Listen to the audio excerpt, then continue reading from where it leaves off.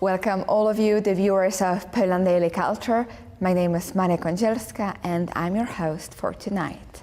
Here with us in the Royal Castle is Paweł Figurski, historian and theologist. Thank you very much for being with us. Thank you for having me here. We are talking about the exhibition which is currently in the Royal Castle called The Masterpieces of Vatican, devoted to pieces of art which are connected somehow to John Paul II. My question is, what was John Paul II's approach to artists and his message also to people, to creators?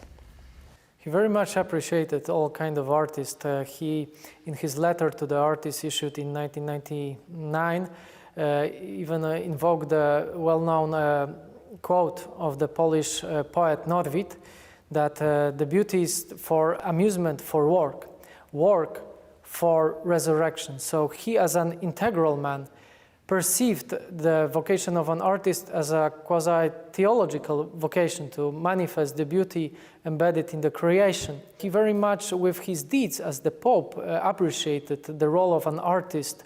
He beatified in 1982 Fra Angelico, one of the most refined painters of the 15th century. He made Fra Angelico the patron of the artist, showing his example of art or of creativity as the model for contemporary culture, for he believed that the culture is essential for the transformation of the world.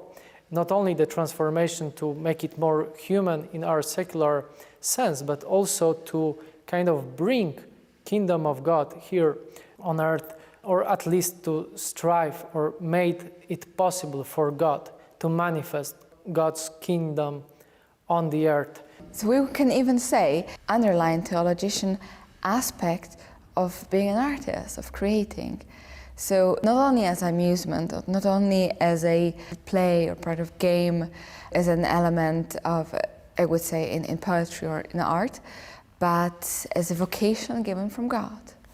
It's a vocation and a task. This is also evident in his conception of being an artist, which he kind of, to a certain sense, thought of himself, maybe not as a fully, obviously professional artist, but he comes back here and there in his speeches to his experience as an artist when he was younger.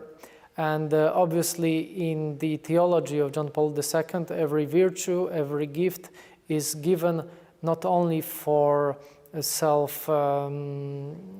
development, but also for but people. It's also a task that should bring forward humanity and the identity of an artist himself or herself. John Paul II, as a Pope, the head of a church and also a person known internationally, was very much rooted and deep-rooted in Polish culture, especially in Polish Romanticism, since he was a son of Krakow. So which part of this culture and this aspect, which is still difficult and unknown in the world, because Mickiewicz, Słowacki, Norwid are not that recognizable in the world as Goethe or Lord Byron.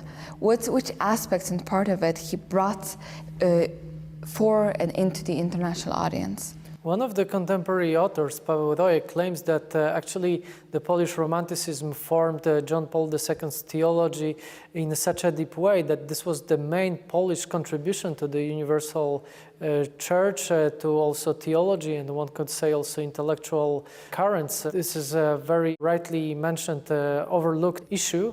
Obviously, there are many facets of Polish Romanticism that formed John Paul II and that he later subsequently brought to the universal church. One of the vision is to link the community, be it national or state level, with the church, as if the community was subsumed by the church or Christianized. What is also important is the universal aspect of this Christian heritage for the Polish culture. That's why John Paul II very often mentioned that you cannot understand the history of Poland without Christ. Because Christ, for John Paul II, was not this religious figure, but an example of a full, perfect man and full and perfect God, an image to which every human being is called to participate in its fullness. We can see that the thoughts of John Paul II were really very deep, also in a theological and artistic way. He knew so many aspects. So to all of you who want to learn and understand a little bit more, we encourage you very much to read the encyclics, read the letter of John Paul II to the artist and listen to his speeches, because as you can see, it's not an easy theory which we can put in one sentence. And thank you very much for watching Poland Daily Culture.